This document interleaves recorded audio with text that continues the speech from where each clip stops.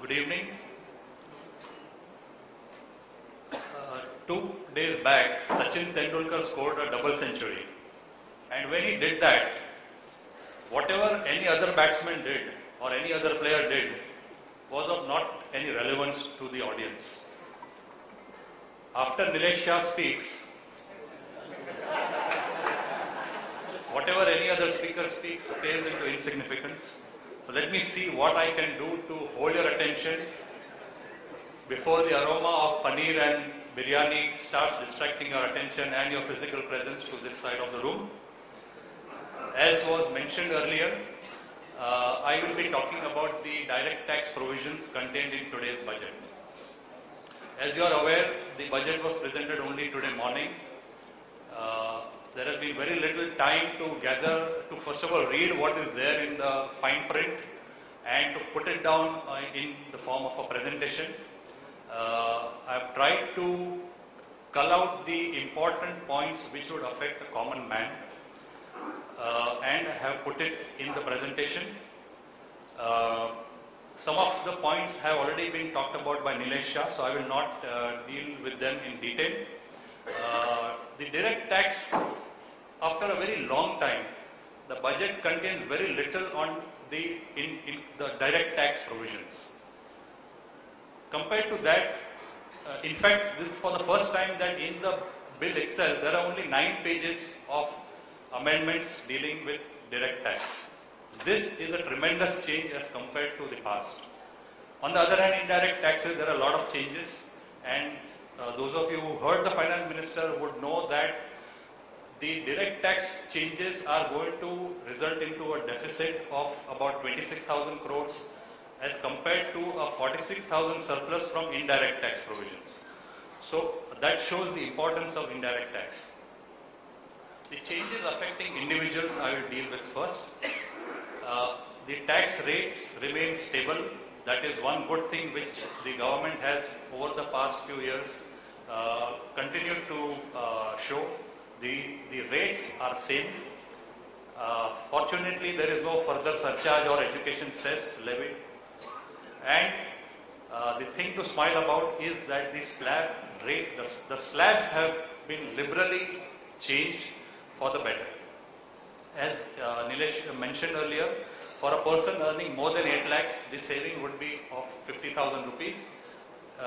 And if the additional deduction of 20,000 is also taken into consideration, there would be another saving of 4,000 rupees. One very good thing which the finance minister has come up with is that he is going to reintroduce the Saral form.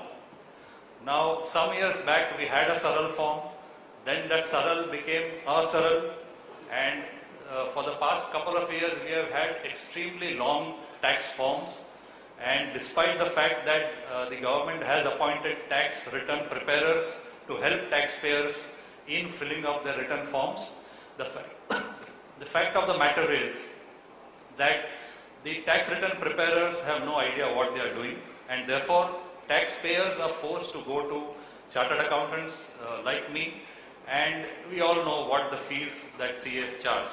So this is a very good provision from the point of view of the taxpayers. The additional deduction of 20,000 for investment in long-term infrastructure bonds under section 80 CCF has been introduced. This was referred to by Nilesh Shah. This is a good provision. This is in addition to the existing deduction of 1 lakh that is available under section 80C. Under section 80D, we have a deduction for the Mediclaim premium. There is another item added to this, but the limit has not got changed. So those of us who are already, using this deduction to the fullest extent, this particular thing doesn't make any difference. Some years back, there was a provision introduced that if a person receives a gift from a non-relative, then that is treated as income in the hands of the person who receives the gift. There were certain loopholes in that provision, and the government had curbed that and had said that if the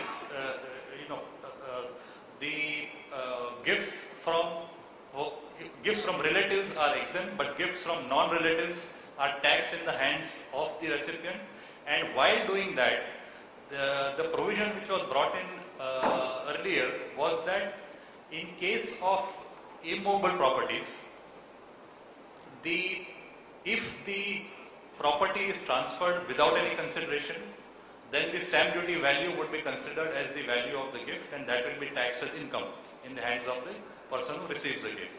And if it is transferred for less than adequate consideration, then again the difference between the stamp duty value and the consideration for which it is transferred, that difference would be taxed as income. In that amendment there was a lacuna, and it so happened that even gift of business assets was being tried to tax as gifts by the tax department. So in this budget, that problem has been solved.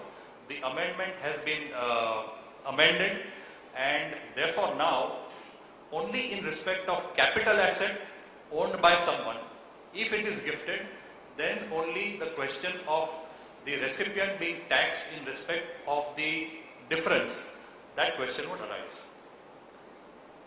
There is the donations to universities, associations, etc. undertaking research in social science and statistical research would be allowable under section 80 GGA. Again, a welcome provision for those who are genuinely interested in charity. That was about the positives. About the negatives, again in the same provision relating to taxing the gifts in the hands of the recipient, if it is from a person other than a relative, the word bullion has also been added, because earlier it was not there. So now even if a person gets bullion as gift, it is taxed if there is no consideration or if there is inadequate consideration. Then we all know, of course, that petrol prices are going to go up. We all saw on TV that as soon as this provision was announced, the opposition was up in arms. They made a lot of noise and they walked out. Of course, they would like all of us to believe that they walked out in protest for the common man, but I am told that they all ran out to fill petrol in their cars before the prices went up. As a result of this, of course, it is likely that the prices of commodities, the essential commodities, may go up further. We'll have to wait and see how it affects the transport costs. Service tax on construction, there is an amendment. I will deal with it a little later. But these are, and this is a negative one, so that's why I have put it in this particular slide. Changes affecting corporates, again the tax rates remain stable. The surcharge has gone down from 10% to 7.5%.